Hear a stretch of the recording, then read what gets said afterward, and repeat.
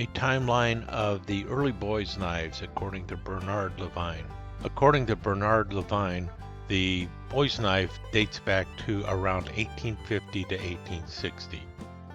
Most had a single spear master blade. Some also had a secondary pin blade. Up until around 1930, most sold for under 10 cents, so they were also known as a dime knife. Levine says that the knives were cheaply made. I would prefer to use the term they were made from inexpensive materials. One defining feature of a boy's knife was the metal handle. The earliest of the boy's knives used a brass handle. Brass was followed by a malleable cast iron handle that looked like stag. Two early companies that were making them were Northfield in the unexcelled line, and also Russell's made one, the Boys of America. In 1880, Frary introduced a pewter handle, also known as cast alloy, and these were the Our Boy knives. And by the early 20th century, the pewter knives were replaced by pressed mild steel. In 1936, Imperial came out with the metal shell handles, and this replaced the mild steel from earlier.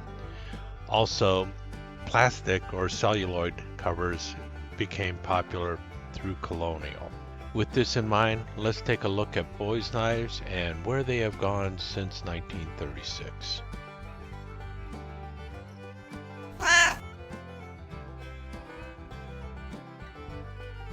Greetings and salutations. Welcome to Knife Chats with Tobias. Okay, today I'm going to be talking about a knife known as a boy's knife. This is inspired by a conversation I had with Tom over at Knife Delights, plus some things I heard on Rasputin's Castle. And I'm not disputing anything either of them have said, because quite frankly, I agree with what they said. However, I think there's a little bit more into it than what has been said, and I could be totally wrong as well. And I also think that the boy's knife is a term for specific knives. It is also a term for a general theme of knives. And basically what a boy's knife was any knife that was inexpensive and designed to appeal to boys, and something that would they could afford as a first knife. I think that's really what it comes down to. And we'll talk about this knife and this knife in just a little bit. But then we also have another knife that I do consider a boy's knife. At least at one time in the history, it was definitely a boy's knife, and that is the Barlow.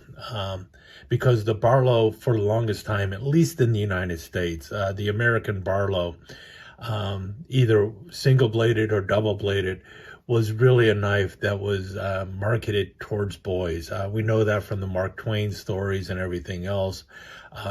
This is an inexpensive knife. You can see here, well, this one's a little bit better than most, but you can see this Colonial is really designed for the boy. You can think of it that way. However, is the Barlow a boy's knife? Yeah, I could say it is. I would definitely say the Barlow, if nothing else, it started off as a boy's knife.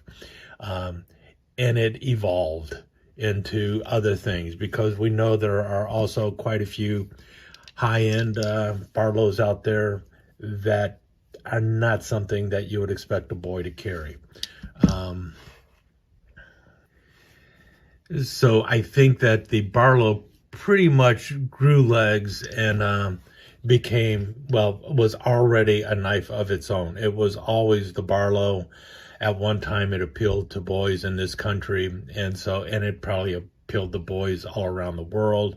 There were definitely inexpensive Barlows made, not only here in America, but also in Sheffield, England. I mean, this is by Richards. They're famous for making very inexpensive knives that anyone could afford. So yeah, the Barlow definitely appealed to boys, and but because it has its own name and it's pretty well established and was established well before the term boy's knife came along, I think the Barlow is in a class of its own.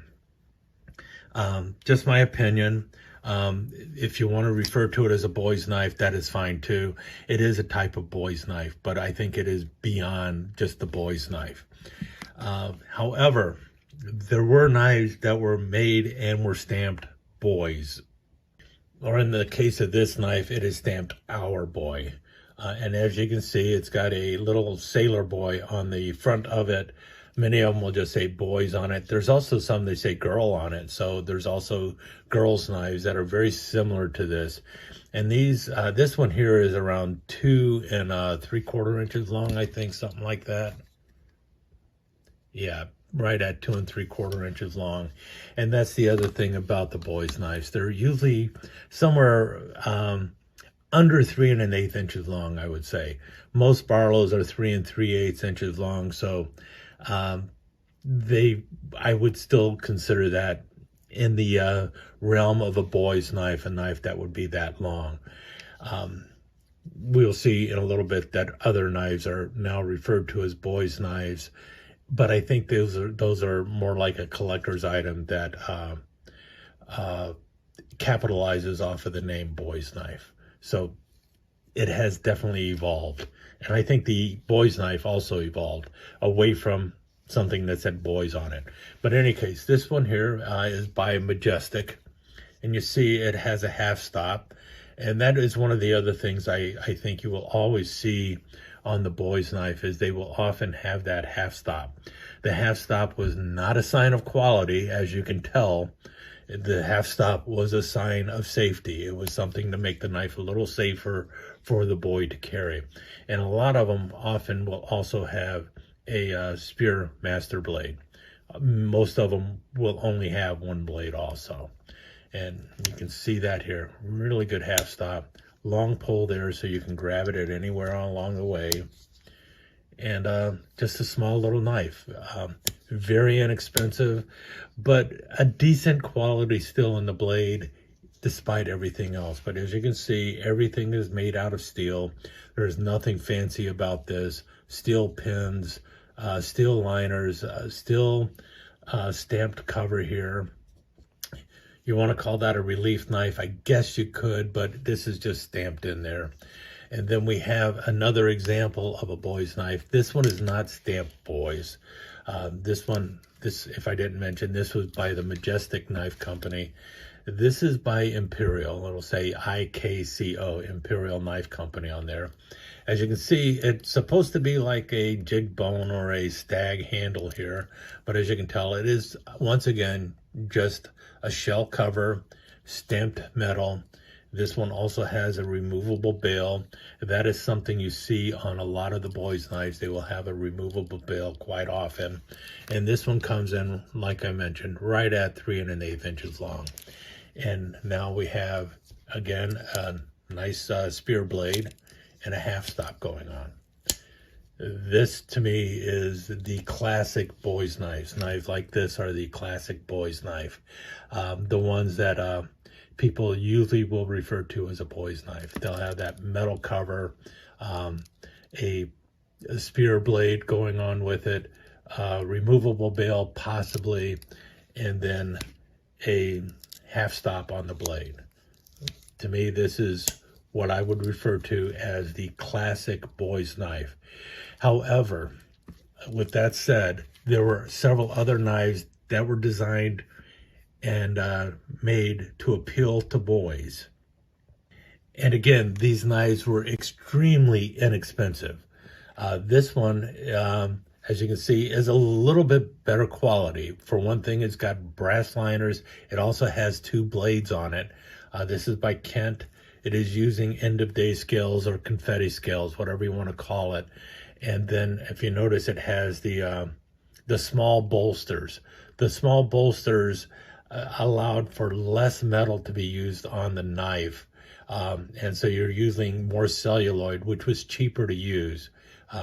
The Kent is on there, and if you notice, it is actually pinned but this would be a higher quality boy's knife. This might have been like the second version. But if you notice, it is basically the same size as this. It's 3 1/8 inches long. And again, it's got the half stops going. You've got a pin blade and a spear blade. Again, with half stops. This one's kind of lazy, but it's there. And again, a removable bail. This, I think, is the higher end boy's knife that would have been out there. But this I would fall in, I would say, is in the same category as these.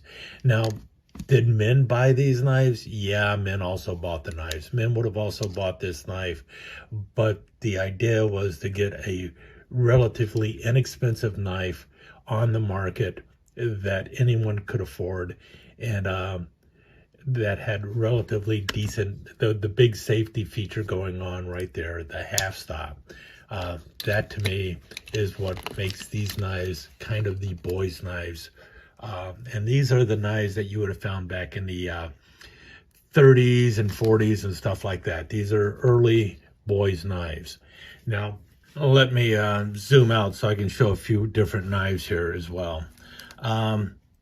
Over time, the boys' knives kind of evolved. So these are the ones, like I said, from the before World War II.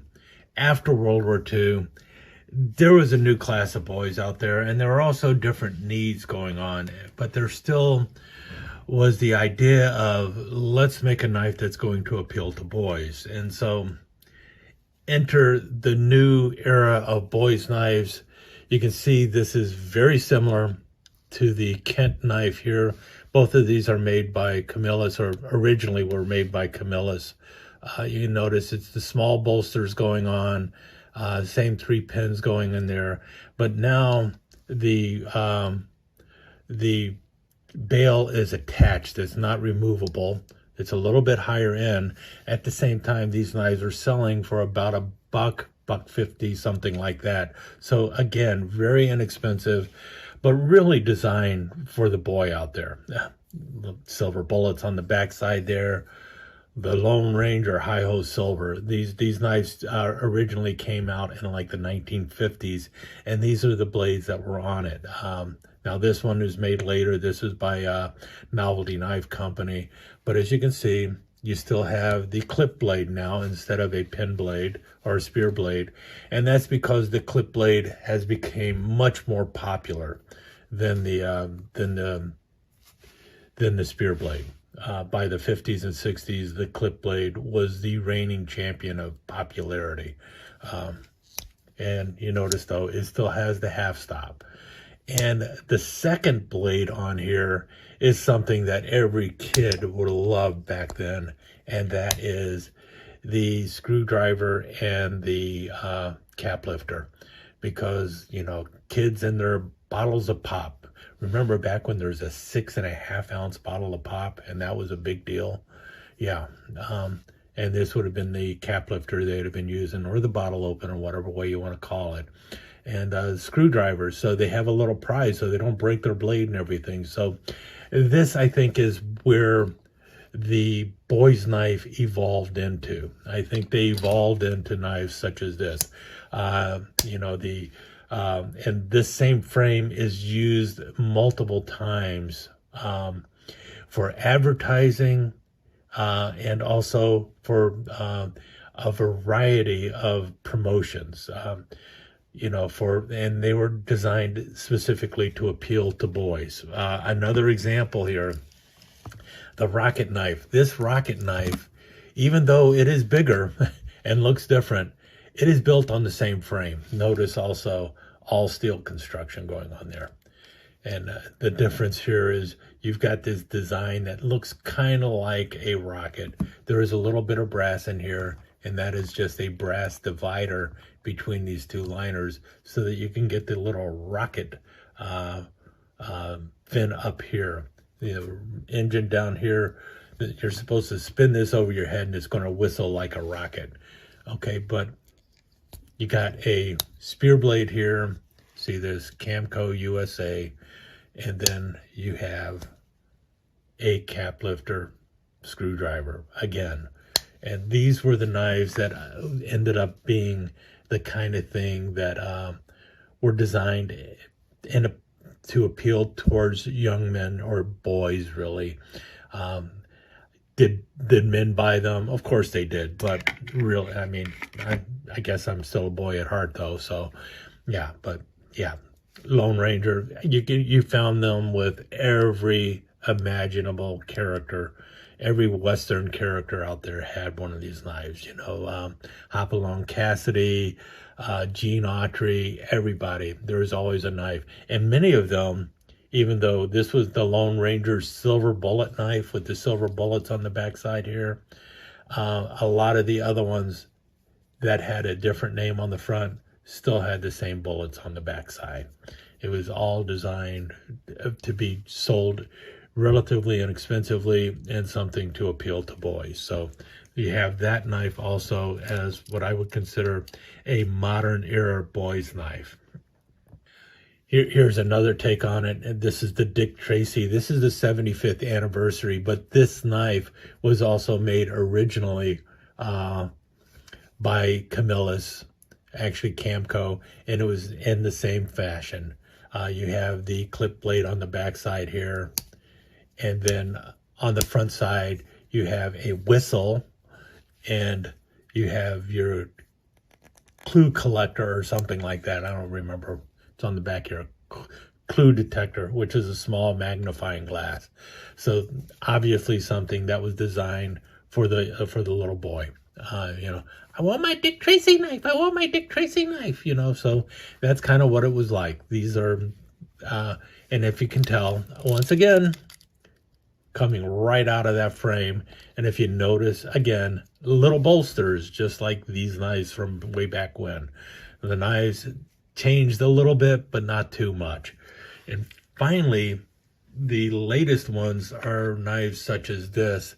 This is the other knives that I would consider in the boys' knife family. This one was definitely something that appealed more towards fans of Knives Live TV, but you also see a number of these knives out there that were made for writers of the silver screen and stuff, and they originally were made way back when. This is a frame that is very common for all sorts of advertising knives, a very inexpensive frame, and they were also the ones that were designed to appeal to boys by putting on things like Lone Ranger and Zorro and everything else. And so that's where the boys' knives went to. So they didn't really go away. They just evolved into a different type of knife, something that would appeal to boys. Now, today, what you see in the boys' knife, at least in the world of knife collectors, you have the GEC boys' knife. I do not have one of those. I almost got one, but then they sold out. But I do have one that is a boy's knife, and this is a prototype that SMKW was going to release, but did not release. And this one is in red jig bone. You notice it's got a larger bolster on the bottom. It's also got a slant bolster on top, but it has the distinctive spear master blade of a boy's knife and the half stop going on. So that's where they turned into, and this is nicely finished and everything else. This is not a knife that a boy would have been able to really afford. This would have been a much more expensive knife, something that he would not have been able to afford. And it's really just a swell end jack with a spear blade, and then another swell end jack with a spear blade, a Barlow.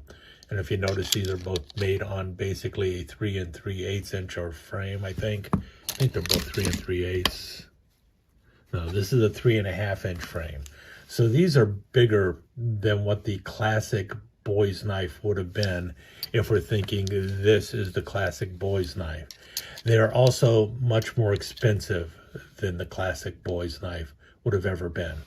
And that's really what made the boy's knife a boy's knife. The fact that it was extremely inexpensive to make. So they could sell it for a very low price. The build quality was similar to that of a higher end knife or a more expensive knife, but the quality of the material used to make it was much less expensive, especially when you look at a shell handle that is just stamped and is held in place basically by a couple little tabs. But you do have a blade that was of decent quality, and typically a spear blade. So this was the boy's knife of old that was the real deal, and this is what the companies like Queen and GEC and possibly even Case would make and refer to as a boy's knife today, even though really what this is just a swell-end jack. It loses all the aspects of the true boy's knife in the fact that it is not a low-priced, inexpensive build quality or anything else. I mean, you're using much better finishes on it and everything else. And that's where it goes with the Barlow.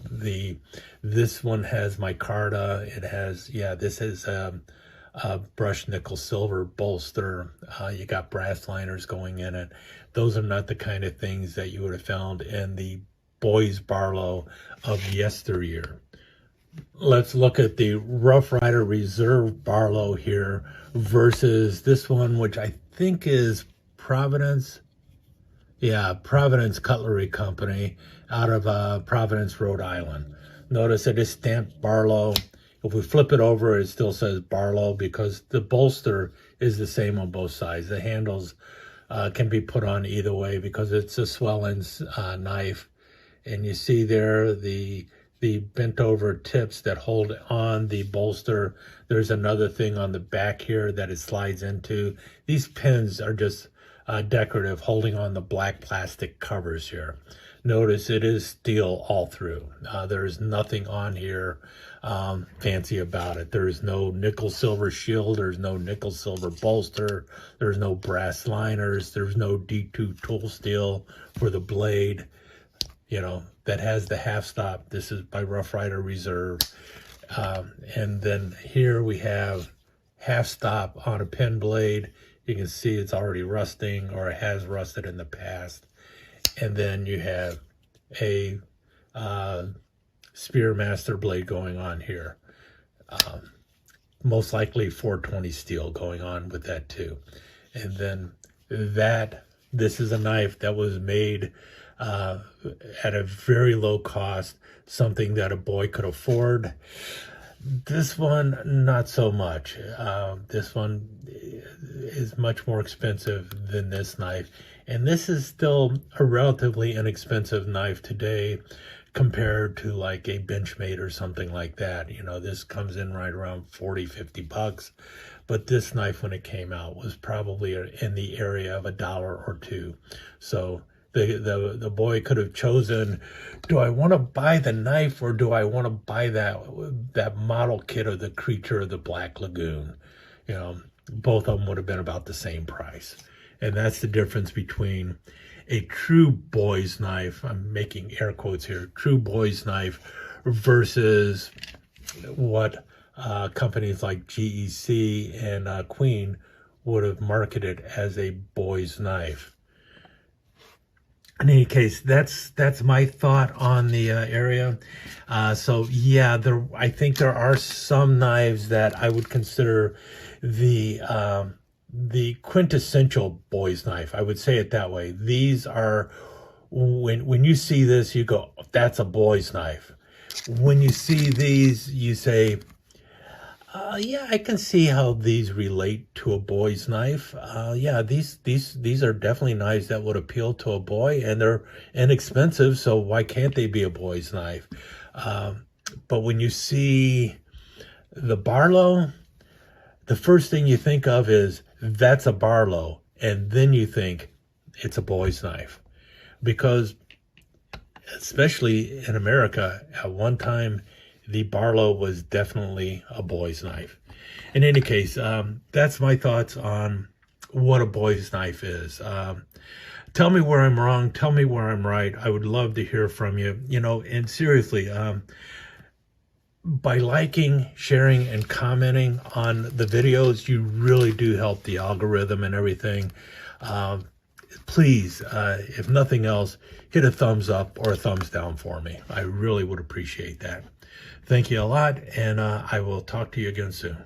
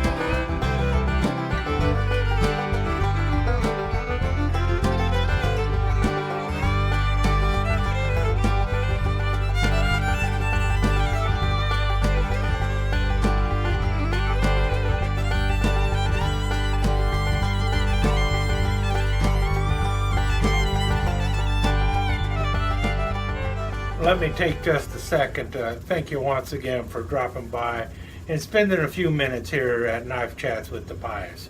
I really do appreciate it, and I do appreciate any comments that you leave.